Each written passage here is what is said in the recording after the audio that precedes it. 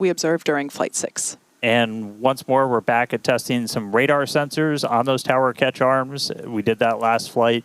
We're doing it again as we look for some additional ways to measure the distance between the arms and the vehicle.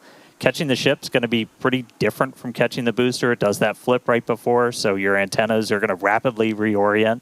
And so just having any extra sensors on the ground side, you're adding extra layers of control while the ship and tower talk to each other for a catch. In another first, Starship will deploy 4 Starlink simulators. They are similar in size to our next-generation Starlink satellites. With unparalleled payload capacity and full reusability, Starship will be able to deploy our more advanced V3 Starlink satellites, which will revolutionize global connectivity with Starlink all over again.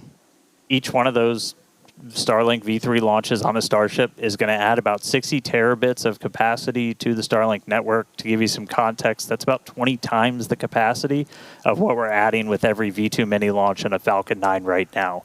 That's going to help us expand Starlink's network, expand its impact in the coming years as we expand that access to high-speed internet all around the world and eventually beyond.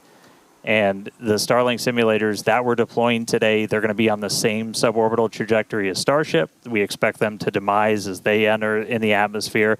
And then Starship's trajectory itself looks very similar to our last several flights, splashdowns targeted in the Indian Ocean.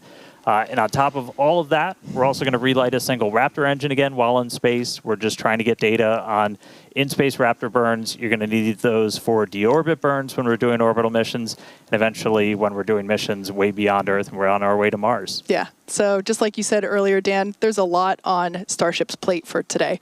But one of the hallmarks of these Starship flights are the incredible views that we get throughout the flight, courtesy of Starlink. Every day, we're working to expand the Starlink network both on Earth and in space. For how all this connects us to the big mission, let's head back to Chris. Thanks, Kate. And as fans of Starship may know that Starlink enables us to bring you a lot of those unprecedented views, both from space and on Earth. Personally, I love all those epic views of the plasma wrapping around Starship during re-entry. So thank you to our Starlink teams who enable all of those amazing views and the information we get. Now, in addition to the dozens of cameras on Starship itself, as you see on your screen here, we also have mobile Starlink camera kits deployed in the middle of the Indian Ocean, as you're seeing from a previous flight. Starlink also allows us to connect our aerial cinematography units on the ground at Starbase and at other strategic